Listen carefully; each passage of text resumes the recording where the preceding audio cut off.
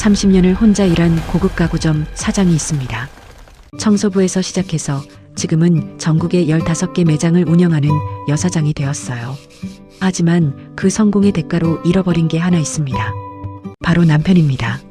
그래서 딸이 누군가를 사랑한다고 했을 때 저는 그를 검증하기로 결심합니다.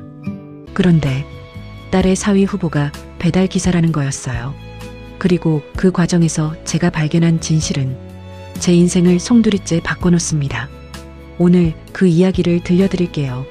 오늘의 사연 시작 전 구독과 좋아요를 눌러주시면 가정의 만복이 깃들기를 기원하겠습니다. 저는 박선이라고 합니다. 올해 58살입니다. 지금 제 손을 한번 보세요. 울퉁불퉁한 주름살 속에 살같이 벗겨져 있고 손가락 관절이 굵어져 있어요. 손톱도 다 깨져 있고 손가락 끝이 굳어 있죠. 30년 동안 가구를 만지고 고객을 만나고 밤새 장부를 정리한 손입니다. 겨울엔 트러블이 일어나고 여름엔 한 손가락도 쉬는 날이 없었어요. 이 손으로 저는 아무것도 없는 상태에서 시작했습니다. 당신이 경험한 가장 힘들었던 시절을 생각해 보세요. 저는 그 상황에서 30년을 살았어요. 제 딸 지혜가 올 초에 저에게 말했습니다. 엄마, 나 결혼할 사람이 생겼어. 저는 그 말을 듣는 순간 손이 떨렸어요. 아니, 정확히는 손만 떨린 게 아니었어요. 심장이 철렁 내려앉았고 가슴이 철렁했고 얼굴이 하얗게 질렸어요. 아이가 성인이 되어 누군가를 사랑한다는 게 기쁘기도 했지만 동시에 깊은 불안감이 몰려왔습니다. 왜냐하면 저는 그 실수를 이미 해봤거든요. 30년 전 저도 사랑했었거든요. 호텔 레스토랑에서 일하던 남자를 말이에요. 그 남자는 정말 따뜻했어요. 어깨가 넓었고 목소리가 부드러웠고 저를 바라보는 눈빛이 정말 진심이었어요. 저는 그때 청소부였거든요. 새벽 5시에 일어나서 호텔 객실 500개를 청소하는 일을 했었어요. 생각해 보세요. 새벽 아직 밤이 푸르스름한 시간. 남편은 자고 있고 아이도 자고 있는 시간에 저는 청소도구를 들고 호텔로 향했어요. 손은 항상 부어 있었어요. 새벽부터 밤까지 움직이는 손은 저녁이면 퉁퉁 부어 있었죠. 혈액순환이 안 되는 손, 감각을 잃어가는 손, 파스 냄새가 몸에 배어 있었어요. 손목, 팔꿈치, 어깨, 모든 곳에 파스를 붙이고 다녔거든요. 아침에 집을 나갈 때도 파스 냄새가 나고 밤에 들어올 때도 파스 냄새였어요. 심지어 자는 침대까지 파스 냄새가 배어 있었어요. 급여는 300만 원도 안 됐어요. 아이 셋을 먹여 살리기에는 턱없이 부족한 돈이었죠. 그런데 그 남자는 저를 봤어요. 이 여자가 이런 일을 하기엔 너무 예쁜데. 이렇게 말하곤 했어요. 처음 들었을 때 제 눈물이 나왔어요. 누군가가 저를 진심으로 봐주는 느낌이 얼마나 좋았는지요. 결혼했습니다. 아이도 낳았어요. 지혜가 바로 그 딸이에요. 그때는 정말 행복했어요. 비록 가난했지만 옆에 누군가 있다는 것만으로 충분했어요. 그 남자가 저를 안아줄 때 모든 고통이 사라졌거든요. 하지만 사람이 바뀐다는 말 들어본 적 있어요? 제가 점점 사업을 키워나가면서 남편이 달라지기 시작했어요. 처음엔 자랑스러워했어요. 내 아내가 성공했다고. 하지만 시간이 흐르면서 사람들이 날 박선희 남편이라고만 불러. 정체성이 없어져 버렸어. 나는 언제 나다운 일을 할 수 있을까? 이런 말을 하기 시작했어요. 그리고 점점 집에 들어오는 시간이 늦어졌어요. 밥도 안 먹더니 말도 점점 줄어들었어요. 저는 그때 그걸 깨달았어요. 성공이 모든 걸 해결해 주는 건 아니라는 걸 말이에요. 12년을 함께 했지만 결국 이혼했습니다. 지혜가 16살 때였어요. 그 이후로 저는 다시는 누군가를 완전히 신뢰하지 않기로 결심했어요. 대신 일했어요. 미친 듯이 일했어요. 딸이 고생하지 않도록. 명품 가구 사업을 만들었고 좋은 학교에 보냈고 좋은 직장을 주선해줬어요. 그런데 지혜가 28살이 되던 그해 봄 갑자기 저에게 폭탄 같은 선언을 합니다. 엄마, 나 결혼하고 싶은 사람이 생겼어. 저는 가슴이 철렁 내려앉았어요. 어떤 사람인데 엄마도 알아야지. 그냥 평범한 배달 기사예요. 하지만 사람은 전혀 평범하지 않아요. 내가 평생 존경할 수 있는 그런 사람이에요. 제 심장이 멈췄어요. 아니, 정확히는 마구 뛰기 시작했어요. 배달기사요. 30년 동안 건축한 제 세계, 제 꿈, 제 성공의 모든 게 한순간에 무너지는 느낌이었어요. 어떤 사람인지 자세히 좀 말해봐. 강민준이라고 해요. 배달 기사긴 한데 정말 따뜻하고 성실한 사람이에요. 저는 목이 메었어요. 지혜, 너 진짜 그 사람 사랑해. 네. 엄마 저 그 사람 너무 사랑해요. 그날 밤 저는 잠을 자지 못했어요. 침대에 누워서 천장만 바라봤어요. 손이 떨렸거든요. 아니, 정확히는 분노했어요. 분노가 뭔지 아세요? 분노는 차갑지 않아요. 불타오르는 감정이에요. 제 가슴 안에 불이 붙었어요. 어떻게 내 딸이 배달기사와 내가 그렇게 고생해서 키웠는데 그럼에도 불구하고 저는 그 남자를 만나기로 했어요. 딸을 막을 수는 없었거든요. 마침 그 배달기사가 우리 강남점 가구 매장에 정규직 채용 지원서를 냈다는 걸 알게 됐어요. 제 비서실장 김 실장이 나한테 보고했어요. 회장님, 강민준이라는 사람이 저희 매장 고객 안내원으로 지원했습니다. 저는 그 말을 듣는 순간 계획을 세웠어요. 그를 채용해줘. 일주일만 일하게 해봐. 네? 일주일 동안 일하게 하면서 그가 정말 어떤 사람인지 확인하고 싶어. 김 실장이 고개를 끄덕였어요. 그 사람도 역시 내가 뭘 하려는지 알았던 것 같아요. 첫 번째 날 그가 매장에 들어왔어요. 검은색 정장 바지, 흰 셔츠, 그리고 반듯하게 매듭을 맨 넥타이. 배달기사가 이렇게까지 단정할 리가. 저는 멀리서 그를 지켜봤어요. 다른 직원으로 가장하면서 은폐된 위치에서 그를 관찰했어요. 그가 어떻게 고객들을 대하는지를 말이에요. 첫 번째 손님이 들어왔어요. 70대쯤 되는 할머니였어요. 허리가 굽어 있으신 분. 손에 지팡이를 들고 계셨어요. 안녕하세요, 할머니. 어서 오세요. 강민준이 반갑게 인사했어요. 너무 자연스럽게. 네, 안녕하세요. 좋은 소파를 찾고 있어요. 아, 그래요? 어떤 소파를 찾고 계세요? 허리가 안 좋아서 말이야. 편한 소파가 있으면 좋겠어. 아, 그러셨군요. 할머니, 그럼 우리 제품 중에 정말 편한 게 있는데 한번 앉아보시겠어요? 그리고 그는 가장 비싼 소파가 아니라 실제로 가장 편한 소파로 안내했어요. 이거 중요해요. 판매원이라면 최대한 비싼 제품을 권하잖아요. 이윤 때문에. 하지만 그는 아니었어요. 할머니가 앉아본 후 얼굴이 밝아졌어요. 아이고, 정말 편하네. 자네 좋은 눈을 가졌네. 이걸로 할게. 그러자 강민준이 웃으며 말했어요. 할머니, 편하신 게 제일 중요하신 거예요. 비싼 게 좋은 소파가 아니니까요. 우리가 생활 속에서 편해야 진짜 좋은 제품이거든요. 저는 그 말을 듣고 눈썹이 올라갔어요. 배달기사가 이런 생각까지. 계약이 끝나고 할머니가 가려고 할 때 강민준이 무언가를 적었어요. 할머니 매송 올 때 혹시 문제 있으면 제게 직접 전화 주세요. 제 번호니까요. 언제든지 연락하셔도 돼요. 일반적인 판매원은 계약이 끝나면 손을 떼죠. 하지만 그는 아니었어요. 2일째 아침 저는 매장에 가는 길에 어떤 생각을 하고 있었을까요? 이 남자가 정말 배달기사일까? 그 생각만 자꾸 들었어요. 너무 세련되었거든요. 너무 예의 바르고 손님에 대한 배려심이 깊었어요. 배달기사가 이 정도까지. 그날 오후 부부 손님이 들어왔어요. 60대쯤 되는 부부였어요. 남편분은 늘 업무 때문에 허리가 아파 보였고 아내분은 남편분을 계속 챙기고 있었어요. 그들이 침실 가구를 고르고 있었는데 남편분이 자꾸만 가격을 물었어요. 이 침대가 300만 원이라고? 좀 많이 비싼 거 아닌가? 그래도 허리 때문에 좋은 걸 사야지. 아내분이 말했지만 남편분은 자꾸 가격에 연연해했어요. 강민준이 자연스럽게 다가가서 말했어요. 실례가 되지 않으면 한 가지만 물어봐도 될까요? 대략 하루에 몇 시간을 침대에서 주무세요? 남편분이 생각했어요. 글쎄, 8시간, 9시간. 하루를 3등분으로 나누면 그중 3분의 1이 잠자는 시간이잖아. 그렇죠. 근데 생각해보시면 우리 인생 3분의 1을 침대에서 지낸다는 거예요. 그렇다면 좋은 침대에 누워 계시는 게 낫지 않을까 생각해요.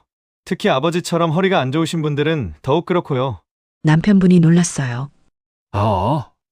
어떻게 알았어? 그 자세를 봐서요. 나쁜 침대에서 자면 척추가 뒤틀린다고 해요. 우리 침대는 척추를 제대로 지탱하는 특수 설계가 되어 있거든요. 특히 아버지 같은 분들을 위해서 말이에요. 그 말에 부부가 웃음을 터뜨렸어요. 저 직원 말이 맞네, 여보. 이걸로 하자.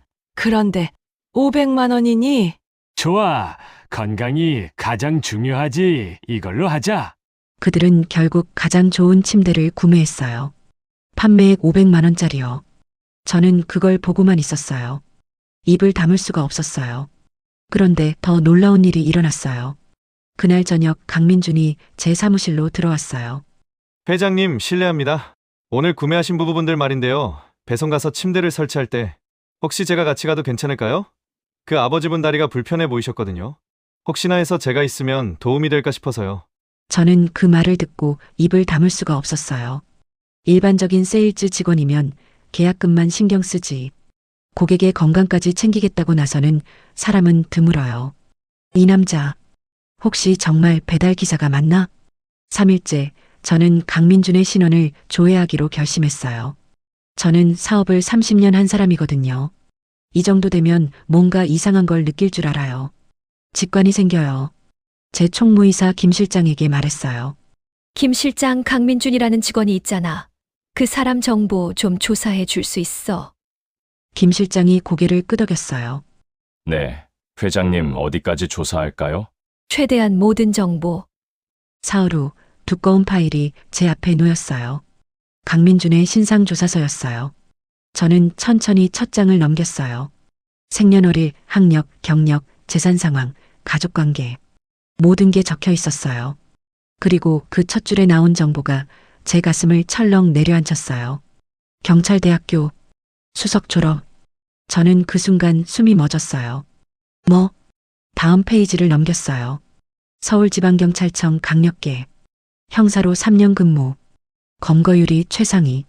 표창장이 여러 장. 손이 떨렸어요. 그 다음이 이상했어요. 갑자기 경찰을 그만두고 5년 전부터 배달기사를 하고 있다고 돼 있었거든요. 왜 갑자기 그만뒀을까? 저는 생각했어요. 그리고 더 깊이 파고들었어요. 재산 상황을 봤어요. 월세 투룸. 강서구 신월동. 전세금 5천만 원, 월세 60만 원. 적금 1억 2천만 원. 결혼 자금이겠네. 그리고 가족관계를 봤어요. 아버지 고인. 그 글자를 보고 저는 숨이 멎었어요. 7년 전 화재 현장에서 순직한 소방관. 저는 그 순간 내 몸이 굳는 걸 느꼈습니다. 모든 피가 얼굴에서 빠져나가는 느낌이었어요. 왜냐하면 제 회사에서 그런 일이 있었거든요. 제 회사는 전국에 15개의 가구 매장을 운영해요. 그중 하나가 인천점이에요. 7년 전 정확히 2017년 12월 그 인천점에서 화재 사고가 났었어요. 저는 그때 서울 본사에 있었는데 긴급 전화를 받았어요. 회장님, 인천점에 불이 났습니다. 그 순간이 생생해요. 제 손은 전화를 들었고 제 얼굴은 창백해졌고 제 눈은 흔들렸어요. 얼마나 심각해? 현재 진행 중입니다. 투숙객들은 대피 중이고 인명피해는 없어? 잠깐의 침묵이 있었어요. 소방관 한 분이 순직하셨습니다. 제 다리가 풀렸어요. 투숙객들은 모두 대피했다고 들었어요. 다행이라고 생각했어요. 하지만 누군가는 죽었어요. 그건 우리 건물 때문이었어요. 우리 가구점 때문에. 그런데 강민준의 파일을 읽으면서 그 소방관이 강민준의 아버지라는 걸 깨달은 거예요. 제 손이 떨렸어요. 파일을 자세히 읽어봤어요. 구조활동 중 무너지는 천장에 깔려 순직하신 분.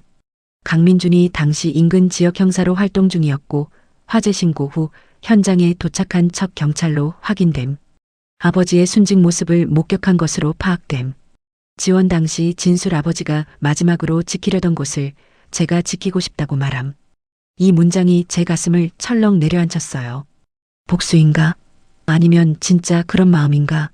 그리고 또 다른 내용이 있었어요. 경찰을 그만둔 이후 어머니, 부양, 남동생 경찰 공시 준비비 지원. 저는 그 파일을 한참 바라봤어요. 눈물이 자꾸 맺혔거든요. 그리고 마지막에 이런 문장이 있었어요. 신청서 검증 결과 학력, 경력 기록에 불일치 사항 발견. 저는 벌떡 일어났어요. 불일치? 파일을 다시 읽어봤어요. 신청서에는 고졸이라고 돼 있었어요. 근데 실제로는 경찰대학교였어요. 경력도 마찬가지였어요. 배달기사 경력만 정확했고 경찰 경력은 기타 항목에만 간단히 기록되어 있었어요. 뭐 하는 거야? 저는 화가 났어요. 거짓말을 한 거잖아요. 신청서를 위조한 거고. 그 밤 저는 제 사무실에서 세웠어요. 천장에 형광등만 바라봤어요. 경찰대 수석이라고? 형사도 했으면서 그게 왜 배달을 하고 있어? 손을 쥐었다 폈다를 반복했어요. 신청서는 왜 거짓을 기입했지? 경력을 왜 숨겼어? 딸을 속이려고? 아니면 뭐가 있는 건가? 그 밤 수십 번을 생각했어요. 이건 뭔가 계획되어 있는 게 아닐까? 딸을 속이려고 한 건 아닐까? 아니면 제 재산을 노리고? 그 생각에 가슴이 철렁 내려앉았어요. 하지만 동시에 그 남자의 행동들이 자꾸만 떠올랐어요. 할머니를 먼저 생각하는 모습, 부부 고객의 불편함을 챙기는 모습, 판매액이 아니라 고객의 만족을 우선하는 모습. 이 남자, 정말 단순한 배달 기사가 아닐 수도 있겠는데? 여러분, 혹시 느끼시나요? 진실이 하나의 층이 아니라는 걸 말이에요. 한 사람 안에 여러 개의 이야기가 있을 수 있다는 걸. 그리고 그 이야기들이 모순되어 보일 수 있다는 걸. 4일째 오후 제 매장에 한 남자가 들어왔어요. 50대쯤 되는데 옷은 고급스러워 보였지만 얼굴은 화난 표정이었어요. 이거 봐봐. 어제 여기서 산 책상인데 흠집이 있더라고. 환불해줘. 강민준이 자연스럽게 다가갔어요. 죄송합니다. 어디에 흠집이 있으신가요? 여기 이거 봐. 그 남자가 큰 소리를 질렀어요. 매장 전체가 조용해졌어요. 모든 직원들이 고개를 돌려서 그 방향을 봤어요. 저는 멀리서 상황을 지켜봤어요. 제 심장이 철렁했어요. 이 남자가 어떻게 대처할까? 그 순간이 중요했어요. 강민주는 침착했어요. 화내지도 않았고 귀찮아하지도 않았어요. 아, 정말 죄송합니다. 제가 확인해 보겠습니다. 그리고 그는 책상을 자세히 봤어요. 미세한 흠집이 있었어요. 정말 작은 흠집이었어요. 아마 고객이 아니었으면 못 찾았을 정도였죠. 하지만 그 남자한테는 문제였던 거예요. 고객님, 정말 죄송합니다. 이건 제조 과정에서 생긴 흠집 같은데요. 저희가 새 책상으로 무료 교체해 드리겠습니다. 언제 바꿔? 내일 오후면 충분할 것 같습니다. 내일. 오늘 안 되냐고? 죄송합니다. 지금 재고가 없어서 본사에서 긴급으로 배송을 받아야 해요. 그 남자가 계속 고성을 질렀어요. 이게 뭐 하는 서비스야? 비싼 값을 주고 샀는데 내일 손님이 오는데 그때까지 이 흠집 있는 책상을 놔두라는 건가? 그 순간 저는 강민준을 관찰했어요. 화를 내지 않았어요. 표정이 변하지 않았어요. 오히려 그 남자가 왜 화났는지 이해하려고 하는 눈빛이었어요. 고객님, 정말 죄송합니다. 저희 부족함 때문에 화나신 거 충분히 이해합니다. 저도 같은 입장이라면 화났을 것 같아요. 하지만 제가 할 수 있는 최대한을 해드리겠습니다. 내일 늦어도 오후 3시까지 새 책상을 가져와 드리겠고요. 배송비도 당연히 무료입니다. 혹시 다른 불편한 점이 있으시면 언제든지 저한테 직접 연락 주세요. 꼭 해결해 드리겠습니다. 그 말에 그 남자가 잠시 침묵했어요. 약간 누그러진 표정이 되더니 스르르 가버렸어요. 강민주는 한숨을 쉬었어요. 그리고 근처에서 일하던 직원에게 말했어요. 힘들었죠? 직원이 말했어요. 아니에요. 강 매니저님 덕분에 상황이 진정됐어요. 그럼 다행이고요. 고생하셨어요. 저는 그 장면을 봤어요. 그리고 이 남자는 자신을 낮추면서도 존엄성을 잃지 않는 사람이군. 그 밤 저는 강민준에게 전화를 걸기로 결심했어요. 아니, 그 전에 제 비서 김 실장에게 한 가지를 더 조사하라고 했어요. 강민준이 왜 정말로 경찰을 그만뒀는지 깊이 파봐. 거짓말 말고 정말 이유가 뭔지. 그리고 신청서에 왜 거짓을 적었는지도. 사흘 후 김 실장이 또 다른 파일을 가져왔어요. 더 두꺼운 파일이었어요. 손이 벌벌 떨렸어요. 2017년 12월 15일 인천점 화재 사건. 강민준의 아버지 강대호. 직급은 소방관. 투숙객들을 구조하다가 무너지는 천장에 깔려 순직했어요. 그런데 한 가지 더 있었어요. 강민주는 당시 인근 지역 형사로 활동 중이었음. 화재 신고 접수 후 현장에 가장 먼저 도착한 경찰로 확인됨. 아버지의 순직 모습을 직접 목격했을 것으로 파악됨. 제 손이 떨렸어요. 그 아이가 아버지가 죽는 걸 봤다고? 파일을 다시 읽어봤어요. 사건 이후 7년간 아버지 순직 사건에 대해 공식적으로 언급하지 않음. 회사 규정에 따라 보상금을 수령했으나 추가 배상을 요구하지 않음. 당시 여러 상황에서 복수나 불만을 제기할 기회가 있었으나 강민주는 이를 선택하지 않음. 저는 의자에 기대어 한숨을 쉬었어요. 이 남자는 분노하지 않았어요. 우리 회사를 원망하지 않았어요. 대신 아버지가 마지막으로 지키려던 우리 가구점을 자신이 지키겠다고 한 거예요. 그게 배달 기사를 하면서 우리 매장에 지원한 이유였어요. 그리고 신청서에 거짓을 기입한 이유가 이 파일에 적혀 있었어요. 지혜를 처음 만났을 때부터 자신의 경찰 경력을 숨기고 싶었음. 이유는 과거의 아픔을 떨쳐내고 싶었고 지혜가 자신을 현재의 모습으로만 보기를 원했기 때문. 거짓말은 옳지 않지만 과거를 잊고 싶었던 마음도 있었음. 저는 눈물을 닦았어요. 현재 강민준의 경제 상황: 월소득 220만 원, 월 100만 원, 어머니 생활비 지원, 월세, 의료비, 용돈, 월 70만 원, 남동생 경찰 공시 준비비, 학원비, 교재비, 기숙사비, 본인 생활비 월 50만 원 이하 회사 기숙사 거주, 식사는 회사 직원 식당 이용. 적금 1억 2천만 원 지혜와의 결혼 자금으로 모은 금액. 여러분, 저는 그 순간 깨달았어요. 진짜 부자와 가난한 사람의 차이가 뭘까요? 돈이 아니었어요. 마음이었어요. 그 남자는 배달기사로 번 돈으로 어머니를 봉양하고 동생을 지원하고 자신은 기숙사에서 하루 식사비 1만 5천 원 이내로 생활하면서 지혜를 만날 꿈을 꿨어요. 그리고 그 과정에서 신청서의 거짓은 그건 나약함이었어요. 자신의 아픈 과거를 숨기고 싶은 나약함. 하지만 그 나약함마저도 설명할 수 있는 게 있었어요. 그건 복수심이 아니라 사랑이었어요. 5일째 오후 저는 강민준을 제 사무실로 불렀어요. 들어와. 그가 들어왔어요. 정장을 입고 있었어요. 긴장한 표정이었어요. 손까지 떨리고 있었어요. 네, 회장님. 저는 책상 앞에 의자를 가리켰어요. 앉아봐. 그가 앉았어요. 자세가 곧게 펴져 있었어요. 내가 너를 조사했어, 알지? 그의 얼굴이 창백해졌어요. 죄송합니다. 경찰대 수석이라고 형사도 했으면서 그런 경력을 다 뒀는데 왜 배달을 해? 그리고 신청서엔 왜 거짓을 적었어? 한참의 침묵이 흘렀어요. 그의 목이 움직였어요. 눈이 반짝였어요. 눈물이 맺혔던 것 같아요. 어머니 때문입니다. 뭐라고? 아버지가 돌아가신 후에 어머니가 정말 힘들어하셨어요. 그 충격으로 일을 못하게 되셨거든요. 신월동에서 중국집을 하셨는데 혼자선 운영할 수 없으셨어요. 그래서 저는 경찰을 그만두고 어머니를 돕기 위해 배달 기사를 시작했습니다. 저는 그 말을 들었어요. 그리고 한 가지 더 물었어요. 신청서에 거짓말을 넣은 이유는 뭐야? 그가 눈을 내렸어요. 죄송합니다.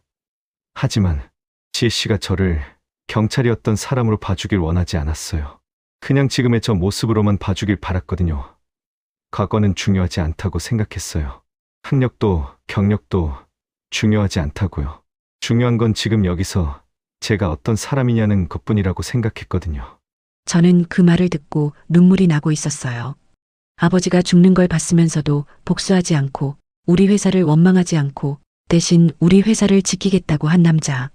내가 너를 배달 기사로 고용하고 일주일간 시험했던 거 어땠어? 그가 고개를 들었어요. 눈물이 흘렀어요.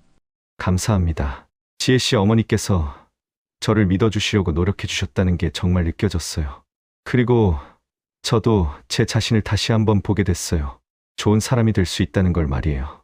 그 순간 제가 자신이 얼마나 교만했었는지 깨달았어요. 나는 성공했다고 생각했어요. 내가 옳다고 생각했어요. 그래서 내 딸까지 내 기준으로만 평가하려고 했어요. 너를 시험했다는 게 이상하지? 하지만 그 시험을 통과한 너를 이제 난 믿어. 이제부터 너와 진심으로 얘기할 거야. 저는 그에게 아버지 이야기를 했어요. 제 남편이 제 성공 때문에 자신감을 잃었던 이야기를요. 그리고 12년을 함께 했지만 결국 이혼하게 됐던 이야기를요. 그래서 난 지혜한테 절대 그런 아픔이 오지 않길 원했어.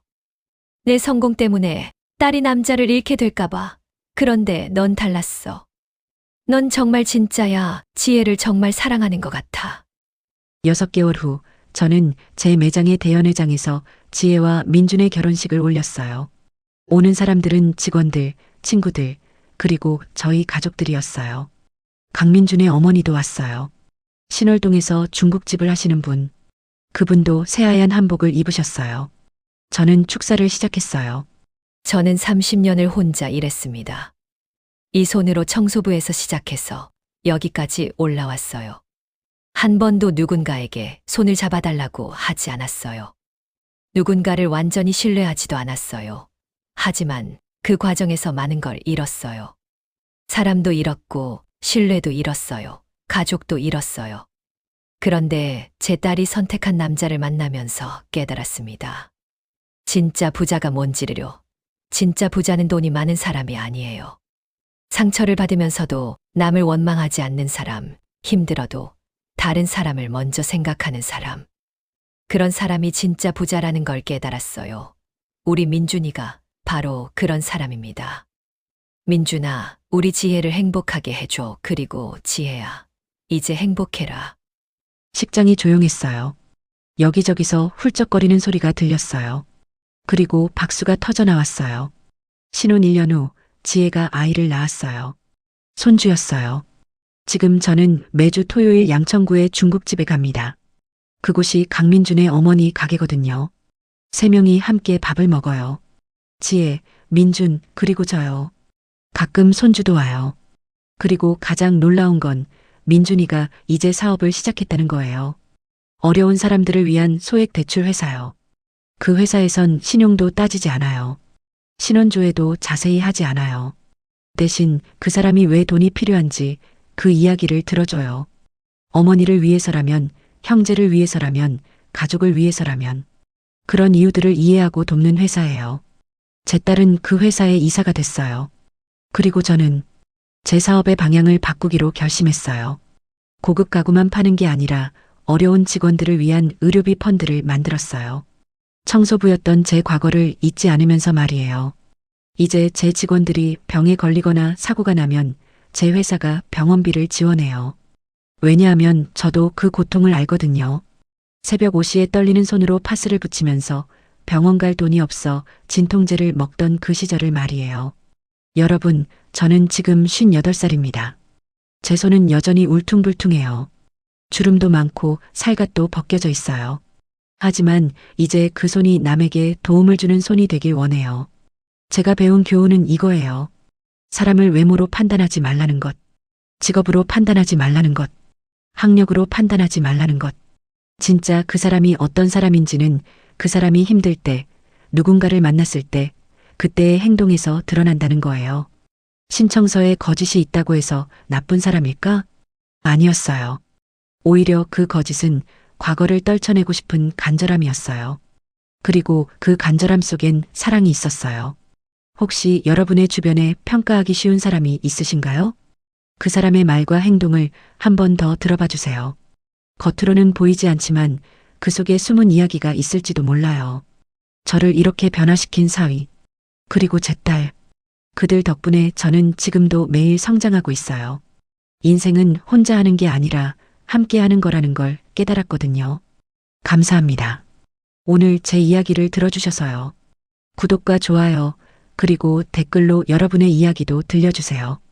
우리는 혼자가 아니라 함께 살아가는 사람들이거든요. 다음 이야기에서 또 뵙겠습니다.